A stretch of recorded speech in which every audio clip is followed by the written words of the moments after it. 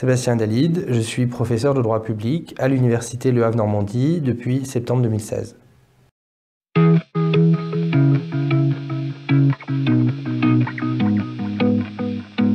L'eurosystème, mais peut-être même les banques centrales en général, sont presque, et c'est ça qui est assez intéressant quand on travaille là-dessus, à la pointe des évolutions, des techniques de, je dirais, de gouvernance publique. Et ça depuis très très longtemps en fait. Et ça qui est assez intéressant quand on travaille sur cette matière-là, c'est qu'on réalise que toutes ces questions du réseau, de régulation, de gouvernance, etc., qui sont à la mode depuis la fin des années 90 peut-être, eh bien, elles ont presque eu lieu avant en matière bancaire ou monétaire. Et c'est donc un très bon terrain d'étude et puis presque de réflexion juridique sur ces questions-là. Pourquoi il y a toujours eu une grande proximité entre je dirais, les acteurs du marché monétaire, plus souvent les banques, et les banques centrales? C'est d'abord une question historique. C'est une question historique parce que les banques centrales, ça dépend lesquelles, mais très souvent ont été des acteurs privés, certaines fondées par les banques privées, pour une raison simple, c'est que les banques privées, pour se payer entre elles, ont besoin d'une monnaie commune. Alors quand c'était de l'or et de l'argent, ce n'était pas un problème, mais quand ça devient de la monnaie papier, il faut quelqu'un pour garantir la confiance, pour garantir qu'une banque A, quand elle paye à une banque B, elle paye bien la même chose. Et donc, il y a toujours eu cette proximité. Les banques centrales sont... c'est Michel Aglietta qui dit ça, je me souviens bien, autant des créatures du marché que des créatures de l'État. Parce qu'évidemment, après, l'État s'en est emparé pour mener une politique monétaire. Donc, c'est une raison historique. Et aujourd'hui, on voit que cette proximité, elle existe toujours. Notamment, par exemple, avec la centralisation du système de paiement. Pour se payer entre elles, les banques centrales, les banques commerciales passent par les banques centrales. Et donc, on a véritablement et presque physiquement, avec le système de paiement, un réseau entre les banques centrales et les acteurs du marché monétaire, les banques. Et d'un point de vue de gouvernance publique, ça rend les choses très efficaces. Très efficaces parce que les banques commerciales sont dépendantes de la banque centrale, dépendantes de ce qu'on appelle sa liquidité. La liquidité, c'est pour faire simple, l'argent que la banque centrale donne aux banques commerciales. Et donc, du fait de cette dépendance, eh bien, la banque centrale peut beaucoup plus facilement agir sur les banques et influencer leur comportement. Et cette proximité, elle est donc très utile à l'efficacité de la politique monétaire. Après, évidemment, ça pose des problèmes. Ça pose des problèmes, par exemple, juridiques en matière de recours. On n'a jamais vu une banque commerciale faire un recours contre la Banque Centrale Européenne en matière monétaire. Pour une raison simple, par exemple, c'est une question de délai. Lorsque la Banque Centrale fait des opérations de politique monétaire, eh bien, elle va faire un appel d'offres à 8 h du matin et le résultat sera annoncé le lendemain à 8 h. Et donc, évidemment, il n'y a aucun moment dans la procédure la possibilité de faire un recours.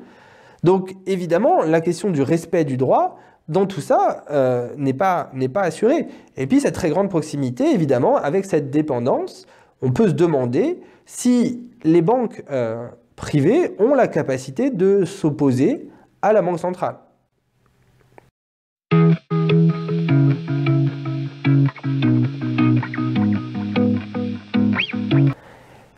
Là encore, finalement, on revient à la question de l'hybridité de l'eurosystème. Parce que, comme nous dit le traité, l'eurosystème est dirigé par les organes de direction de la Banque Centrale Européenne. Donc, à lire le traité, il y a évidemment un pouvoir hiérarchique très fort, puisque l'eurosystème, donc les banques centrales nationales, est dirigé d'en haut par la BCE. Mais évidemment, l'organe de direction principal, c'est le Conseil des gouverneurs, composé majoritairement des gouverneurs des BCN. Donc, on a un système plutôt hybride, avec effectivement une hiérarchie. Mais la hiérarchie, elle est moins politique, elle est plutôt quotidienne. Elle est quotidienne d'un point de vue, je dirais, à la fois juridique et d'un point de vue politique. D'un point de vue juridique, il existe des actes propres à l'eurosystème, des actes juridiques qui sont les orientations et les instructions. Les orientations, ressemblent aux directives.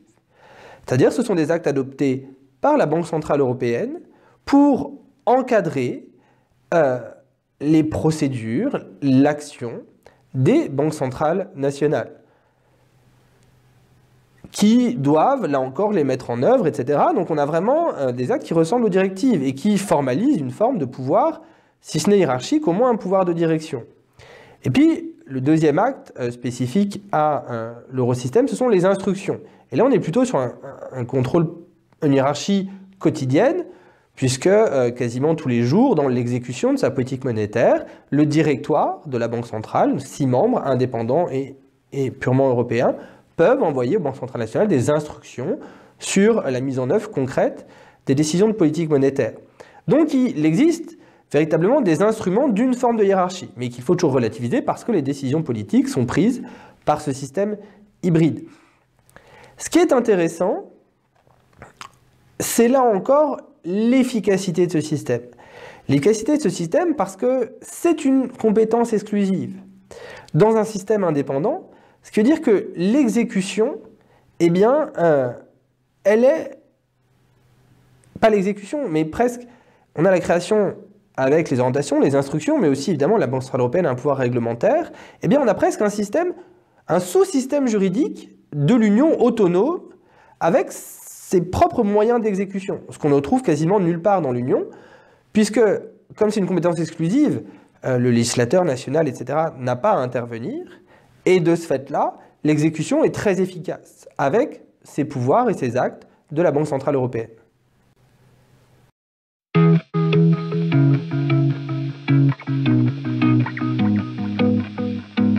L'eurosystème, par définition, est une instance technique. Parce que la monnaie est une matière complexe, et donc les décisions prises par l'eurosystème sont complexes. La question, évidemment, c'est gérer la technicité et la complexité. Alors, là, c'est un défi pour l'eurosystème. Parce que, évidemment, pour garantir la confiance du marché dans sa politique monétaire, il doit rester solide, technique. Et donc, garder en permanence à l'esprit l'importance de ces décisions, mais tout autant la nécessité qu'elles soient justifiées. L'apparat technique des décisions est un gage de leur acceptation, de leur compréhension par le marché monétaire, qui est l'interlocuteur premier de l'eurosystème. Après, évidemment, il y a tous les autres interlocuteurs qui peuvent s'adresser à lui.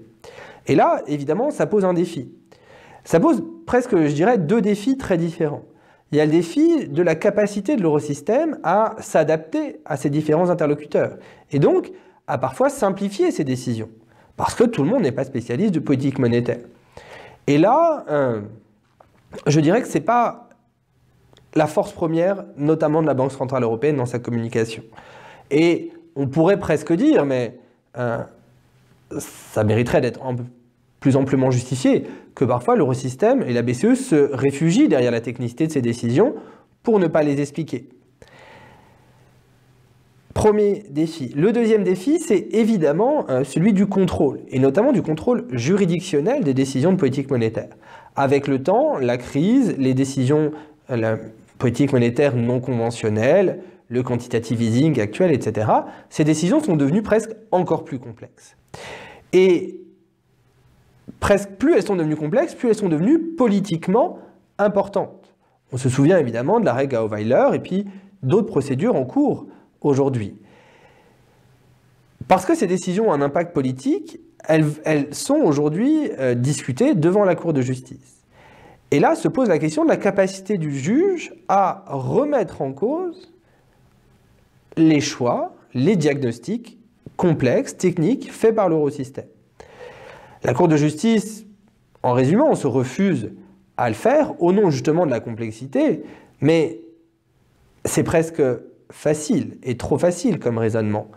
Parce que lorsque la Banque centrale européenne dit en permanence que toutes les décisions qu'elle prend n'ont qu'un objectif, c'est la stabilité des prix, que la seule chose qu'elle cherche, c'est éviter la fragmentation de la zone euro et de permettre la bonne transmission de sa politique monétaire, peut-être.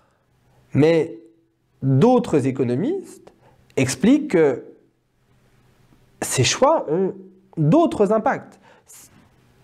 Typiquement aujourd'hui, par exemple, le quantitative easing, qui est en gros injecté énormément de liquidités, la Banque centrale le reconnaît d'ailleurs elle-même dans ses 2 derniers rapports annuels, a un effet redistributif. Redistributif, elle rend les riches plus riches et les pauvres, au minimum, toujours aussi pauvres. Bien, est-ce qu'il ne faudrait pas avoir un contrôle juridictionnel fouillé de ces décisions-là au regard de leur impact? À mon sens, oui, mais ça demande évidemment aux juges de rentrer dans des matières extrêmement complexes. Et c'est finalement tout le défi, aujourd'hui, d'arriver à assurer un contrôle efficace d'un système complexe.